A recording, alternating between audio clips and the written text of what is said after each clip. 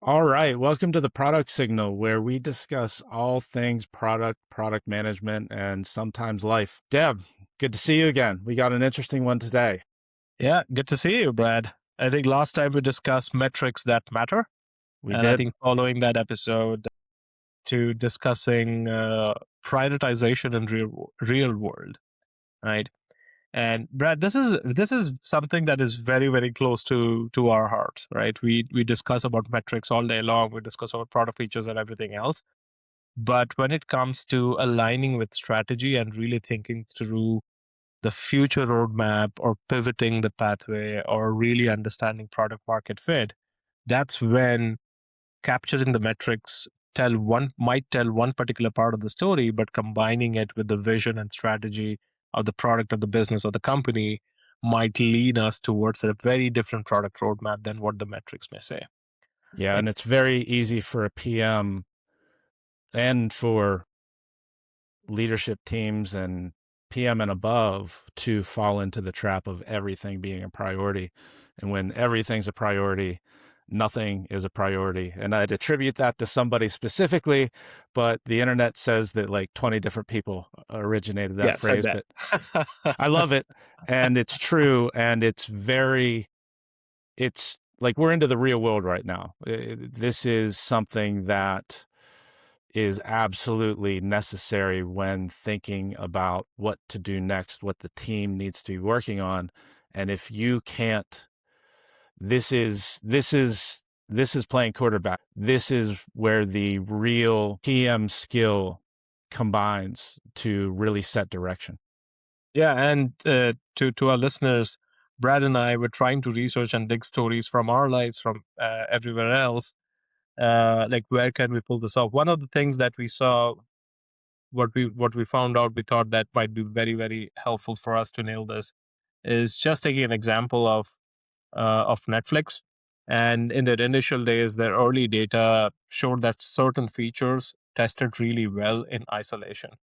But when they combined it back to the strategy of really making the consumers or viewers engaged and increase that engagement level or stickiness or binge watchness, whatever you call it, it led to uh, choose not to develop the top scoring options, but uh, really picking up for something that aligns with the long term engagement. So, in short, even Netflix doesn't ship the highest scoring idea; they ship the ones that truly fit their strategy. And then drawing parallels to healthcare industry, highly regulated industry. In healthcare, you can always discuss about optimizing the clinical workflow, optimizing or bringing out efficiency in this area or in that area, right? However, the best clinical idea might not always survive first the revenue cycle or the financial analysis, right? Because it might not create enough revenue or enough business for something to be developed and spend time on.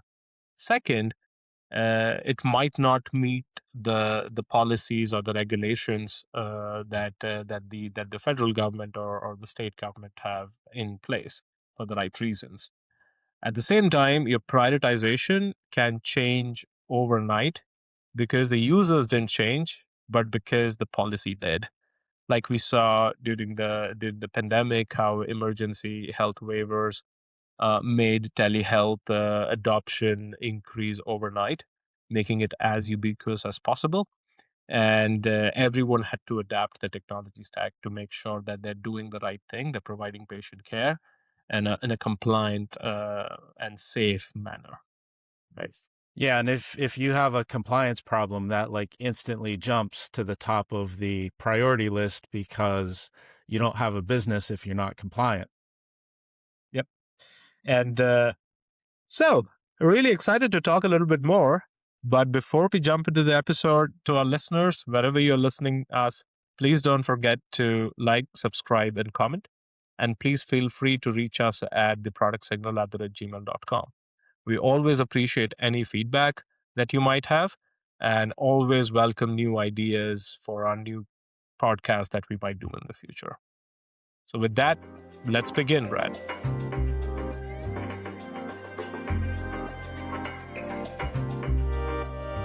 Yeah, Deb. And maybe a good place to start is when we talk about prioritization, it's often covered in books and classrooms and theoretical situations where people can prescribe frameworks and methods and concepts for how to prioritize. There are plenty of those based on different features, or not features, but based on different situations. And those can be helpful, but over reliance on them can miss the big picture at the same time. And we're going to talk about, we're going to go a lot into real world situations and how the PM's role is really difficult in terms of trying to keep things aligned while managing stakeholders and their opinions and their preferences. And everybody has a different idea as to what's most important and what's most feasible. And the standard frameworks like Rice or Moscow or those types of things can be helpful, and they can help you communicate to your team what is necessary. The first trick is understanding when and how to use them. The second trick is to not rely too heavily on them and just automatically expect everybody to accept, I'm the product manager, here's my framework, we have to do this and then this and then this. It doesn't work in practice as you would think from the theory. What do you say about that? Yeah, I agree to that, Brad, wholeheartedly, because I think when we are prioritizing, it's a mixture of objective analysis versus subjective, Mm-hmm. right? The way I perceive a certain problem or a product feature or the value it would add, you can bring in some objectivity to it by, let's say, understanding the market map, understanding the reach, understanding the business value and the drivers, understanding how easy it is to extend maybe one particular feature, A feature to a B feature. All of that I put together in a, like, objective bucket. What becomes subjective is factors like impact, factors like how would it influence the go-to-market strategy, factors like when we think about effort, we might think about effort in a one particular silo versus Mm-hmm. thinking about like, hey, do we need to retrain our customer success, our salespeople? Do we need to change our branding, our positioning while we are going to market with a particular product feature, and all of that together, right? So while these frameworks are really good for us to all put together and put some numbers, and it definitely helps us start talking on a one particular point, what these frameworks also assume that the strategy is set in stone, and that is what we are going for. What it assumes that everybody has a clear ownership of the rules of what they're going to do. Uh, what also believes or assumes that everybody is a rational actor, logical actor, will perform to the highest level. And what it also assumes is whatever data we have is the best data and the most accurate data that we can get, right? Which in real world uh, hardly happens. Yeah, you really need to be able to defend uh, the skepticism of anybody who might not be on board with that. And I've been doing a lot of that lately with a new product we're working on, and it's it's it's that's why I mentioned stakeholder management up front, because everybody is going to have a very different opinion as to what's important and what's Yeah. easy and feasible. And how how do you think, or how have you seen situations where a framework can just be blown up, or something that you thought was obvious, logical priority, like this is a no-brainer, we should definitely be doing these things in this order? What situations, I know we had a long discussion pre-recording about different real-world situations like this. Yeah, I mean, what happens in real world is we start talking about frameworks and putting together ideas. Like, if you get one call from a salesperson or a customer representative that needs to execute a strategic big customer account, you put in all your effort into that. No matter what your product roadmap might be, no matter where your efforts are going to be, how you had mapped it, everything changes day in, day out. The other thing, because it's healthcare, regulatory and compliance deadlines are absolutely crucial and cannot be missed.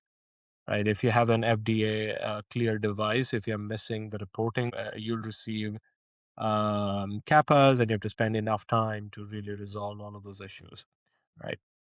Yeah, yeah. I particularly like the salesperson came back from a call idea because it's so true, especially for B2B products or internal products where a department manager who's particularly persuasive or influential might insist that we need this right now, and basically to hell with your roadmap.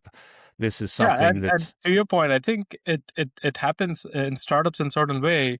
It is also affects and impacts large organizations. Like Mhm, in startups, most of the time, the sales is basically being managed by the executives or the CEO if it's a very small startup and they are mhm. committing something. And in large companies, you have to evolve your product or you're basically get beaten in the market by your competitor, Yeah. right? Yeah, especially startups because they're chasing every potential revenue dollar and they need to say yes, or they feel the need to say yes to everyone all the time. And Timing, that's where you come for timing. You're always in between fundraising and then trying to optimize the yeah, capital that you have raised, yeah, right? Especially fundraising, or even I've seen it in board meetings. You come with a strategy, but from the impact or from the conversation from the board, you might have to pivot from the strategy that you initially thought might have been helpful, because a lot of the board members usually have a broader perspective and see the world in a much broader way than how you are seeing might be, and that helps the CEO or the executive team to rethink the strategy as well. yeah, yeah. And that's like an extremely common one right now is everybody from an executive standpoint is under pressure to add AI features or implement AI. And in most cases at that high a level, nobody really knows what that means. So they just basically dump it on the product team to whether it's a good idea or not. This is what the shareholders want. This is what the executive want. And it leaves that problem of, is this valuable? We can add something that's an AI feature, but does anybody care? At least does anybody who's a user or a customer care?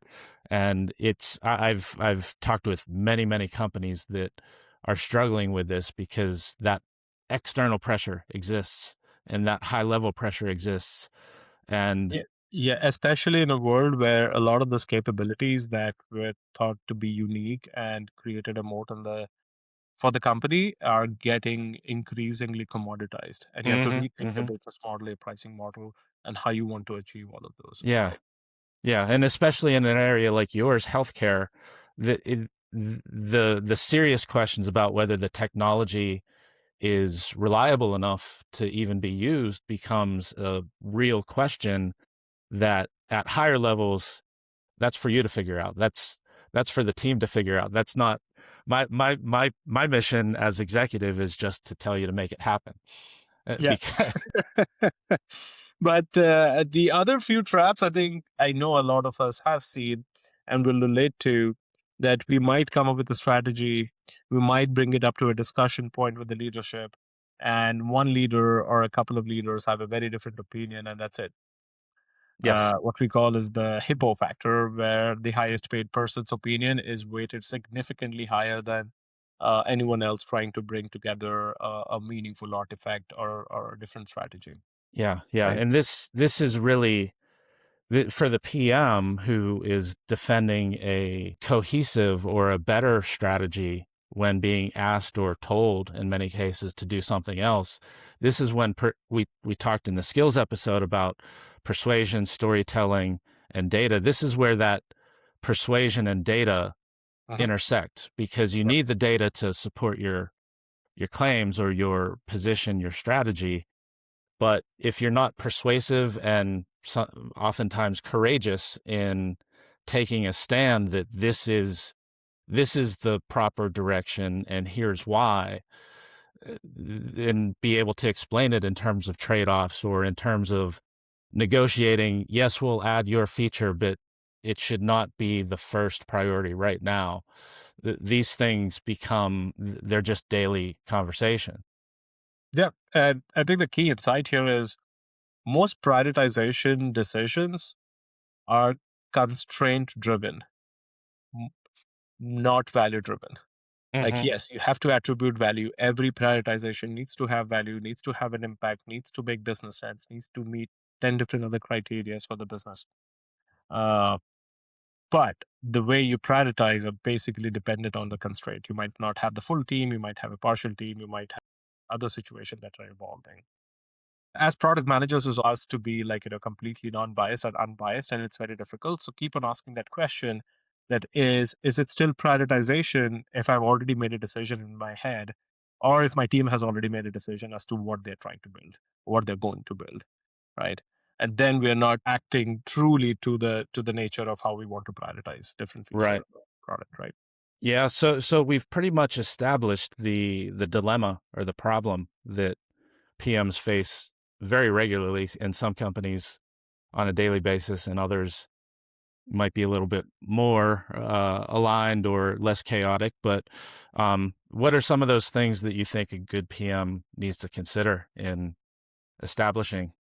The way I think about it is, let's think about the traps that PMs might usually fall to, and then let's make sure that we do not do that. One thing you said at the top of the meeting is that if everything is P0, nothing is P0 anymore, right?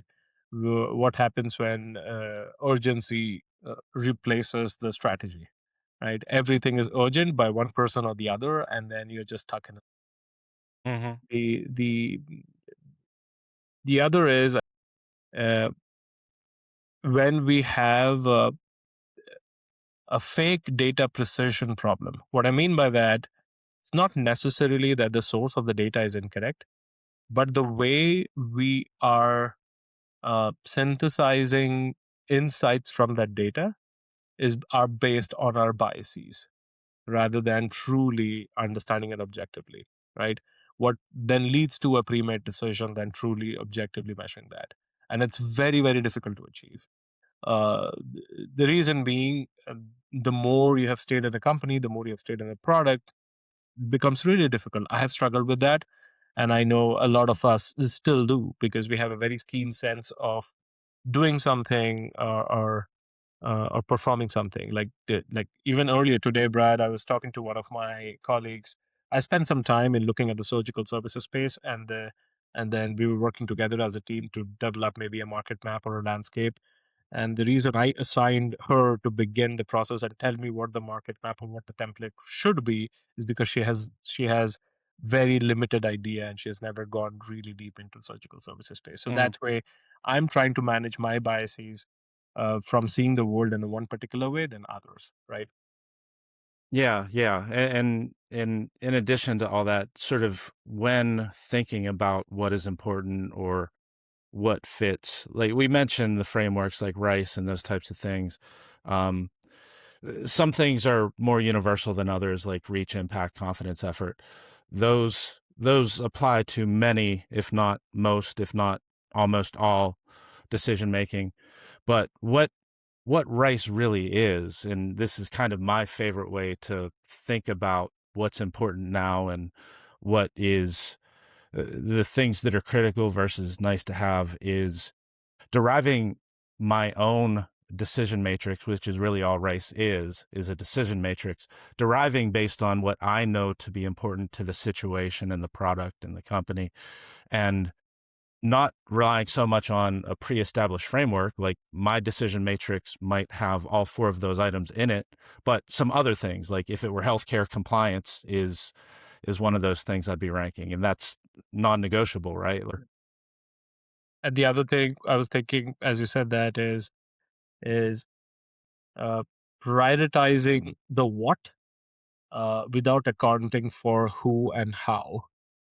Right, I think that's where you were leading to, like ignoring the capacity or compliance or whom are we developing for and how are we developing for, but focusing so much on the value and what, that we're basically putting that as a back burner. Yeah, because if you're working on things like new features, they likely won't be for all your users. If what do they call the Spotify year-end wrap-up or whatever? Like I'm not interested in that. It's a huge feature for Spotify. I don't care. So I'm not among the user population for whom that feature exists. But obviously it exists for a lot of people and it's popular with a lot of people because I of think it's the a yeah, it's a even I don't look at it, and I know that's something that was replicated by Apple Music and others as yeah, well, because it's yeah, a good marketing way and it's a good way to trend yeah. And among the younger generation, right? that's another good note related to prioritization. When Apple Music saw it and saw that it's popular, it instantly had to become a priority at least by December That metric, 31st yeah, of the next year. exactly. Yeah, And it's very easy to do that because you have the metrics of what the user listens, how much they have listened, and all of that, and it's basically creating somewhat a dynamic dashboard where you cannot change anything, but it basically gives you a picture with a nice diagram, nice UI right. overlaid on it. Yeah. So One of the other traps, before I forget, Brad, uh, I know we touch base a little bit into the real world prioritization traps. Is sometimes I feel it is very difficult as a startup founder where you have to evolve your thinking and pivot how you're leading the business and whatnot. But the danger of, as a product manager, the danger of externally committed roadmaps, like where you're committing to do something in the future mm, and your customer is basically expecting that to be delivered in short period of time or as they sign the contract to make the deal happen, right? And then that becomes a priority. That's yeah, something that I just created right now for my engineering for the rest of the yeah, team because I know I have to nail this customer. yeah. So you have Which to might work in small startups from 0 to 1, but from 1 to 10 and 10 to 100 at big tech companies, it might be a very, very different yeah. So ball game. you have to think ahead before things that are contractual like that and deprioritize other things first Yeah. before making a commitment like that, which or boost your capacity or at least analyze your capacity to make it happen. Which often those things don't happen in that order in real life. All right, Brad. So how do we learn and how do product managers or experienced product managers actually prioritize? Well, I think it's the culmination of the things that we hinted at up front is you need, and this is why we did the metrics episode before this one, you need data to inform what is important. And we did the skills episode, you need that persuasive storytelling to be able to convey that in a way where it could be met with skepticism or hostility or um, people with agendas that don't match what the data indicates for various personal reasons. Sales is a great one because especially salespeople that get commissions, they own their paycheck and their livelihood only depends on their customer getting what they want. And the product and the platform and the company are secondary to my customer, which has its pros and cons. Um, so you need to do the analysis. You need to put the thoughts into, I say, on paper in a way that organizes it for you so that you have confidence in your direction, but also serves as a communication tool to take that. And this is where organizational savvy is also a skill because maybe you need to go around, and the Japanese, when I worked at Toyota, it's called nimawashi. It's called preparing the soil. So you may Mhm, have one-on-one mhm. discussions, get people's opinions, make them at least feel like they're part of the decision.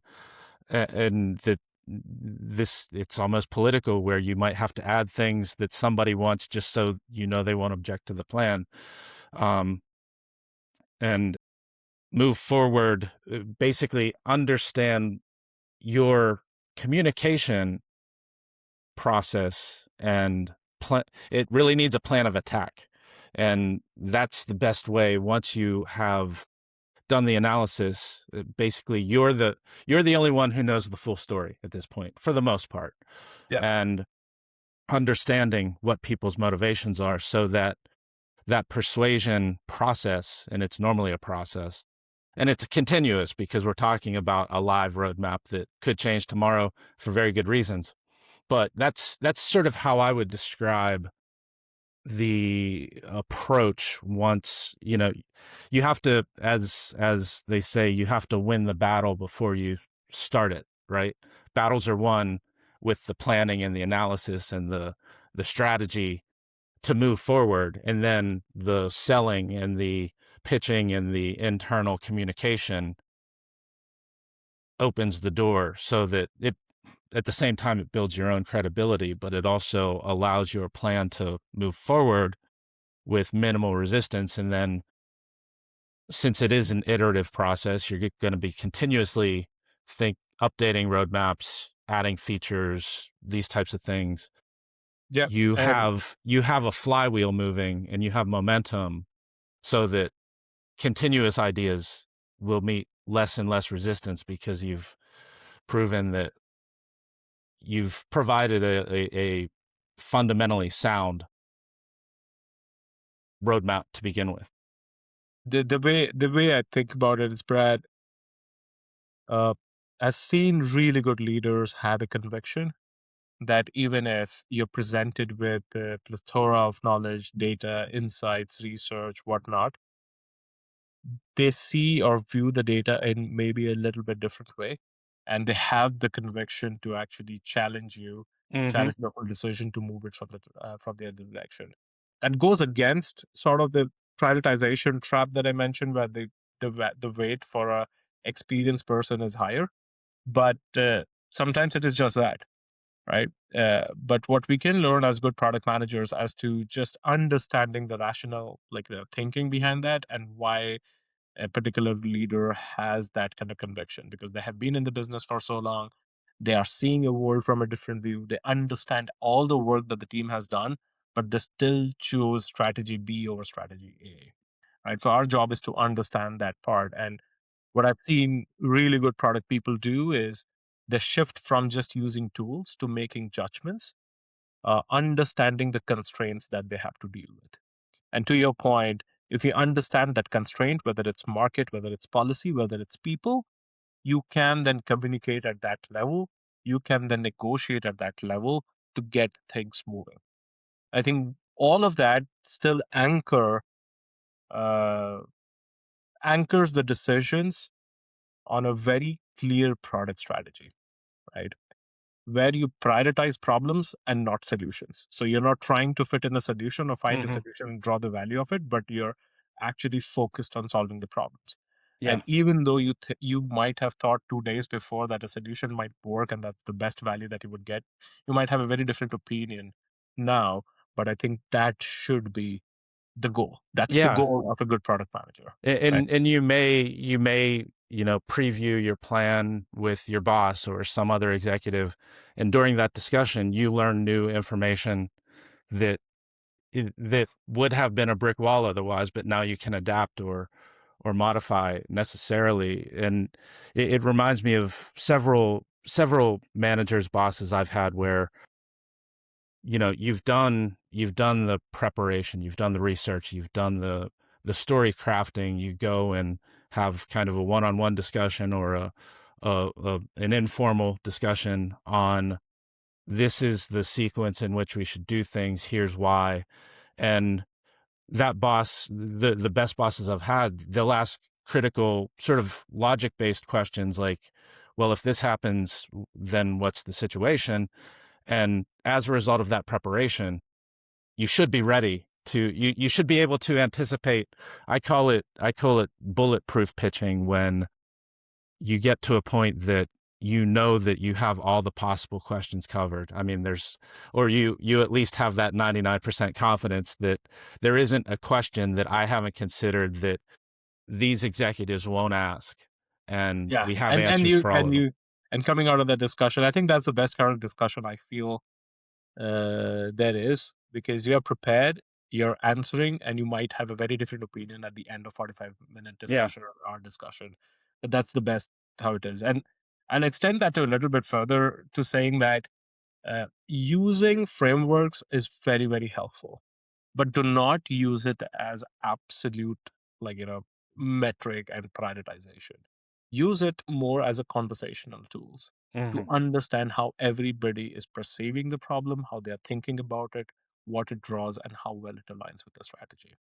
Right. And when you do that, and when you make the trade-offs explicit and visible, you will get way more traction, and more or less will try to prioritize the right thing. You might not still be right, but you might get closer to that. Yeah, I'll add to that because we kind of there's we talked about prioritization in terms of the roadmap and feature development, those types of things, and sort of operations or execution. But there's also a lot of prioritization that goes in. Let's say you've just had some ideation exercises and you don't know what you need to prioritize experiments, and um, you might have 100 different ideas for design concepts, things along those lines, things to experiment with, but you have to prioritize those as well. So it happens multiple stages in the development cycle, not just as it relates to the roadmap. And adding on to that, also reprioritization is not failure; it's actually the job Yeah. that we have to do, and we have to do really well, Yeah. right? Continuous is the key word. Yeah. Yeah. I think a couple of things to wrap up the episode. I touched it a little bit on the communicating priorities, how communication is real skill. Period. No matter how you've derived into the insights that you have today, or how you've prioritized different aspects and how it aligns with the strategy, how you communicate with your execs, with your engineering team, with your sales, go-to-market people, with customers is absolutely key as a product person, right?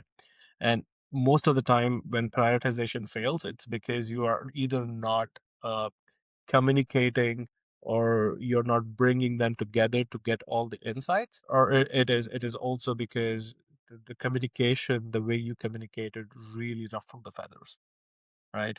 And you're not getting any traction, even though you made the best decision. The other thing, especially more tactical, which I've seen, is it's a you have to be a little bit more diplomatic and more patient with people as you're dealing with, especially if you're not prioritizing their product feature or their aspect, by saying, let's say, an example is not now versus saying Yeah. blatantly no, right?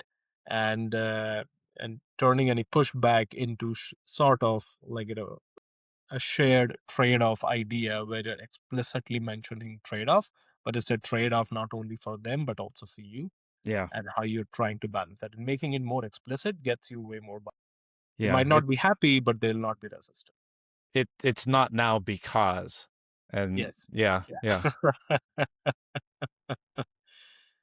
All right. So, the biggest takeaways from this episode, Brad. I would say the importance of prioritization as especially in comparison with how it's perceived. It doesn't get enough publicity, let's say. That people are good at adding to already long lists. They're not that good at saying, let's not do this, or they're not that good at saying, this sets us up for far more success. Option A sets us up for far more success than these other 99 ideas that we have. Um, the it's really, this is where human management comes into play, especially upward, but across the board. And it also, we didn't discuss it explicitly, but it's kind of implied in the way that we talked about iteration. You got to be tenacious with it. It's something that even if you get a yes today, it might turn into a no tomorrow, and you need to defend things and keep pushing forward based on the information and the data that's available to you as the product manager. How about you, Dip? I can just add on to that, Brad. But I think the way I see is the prioritization is about making intentional trade-offs under uncertainty. Everything is variable around you: the business, the product, like the features, the people, tangible, non-tangible factors. But it's about how you can make sure that you're steering the ship in the right direction, which is forward. Whether you go a little bit northeast or northwest, it depends. And the second part, it's an iterative process. It's a hypothesis, and our job is to keep on testing it again and again, and making sure that we are headed in the right direction. Yeah. Yeah. And there will be burning priorities that require weekend work and those types of things. And the communication to the team as to why that's important is necessary. But also, you can't run 7 days a week. Well, I guess some people can, but most companies and most teams won't accept weekend emergency work, all nighters, these types of things as an excuse for a lack of prioritization. Yep, agree. And I think with that, Brad, let's wrap up this episode. Let's do it. Thank you, listeners, for joining us today. Please do write to us if you have any worst or funny or prioritization story. Yeah. Like, we would love to hear, and maybe we'll share them back on the next episode or whenever we have chance to.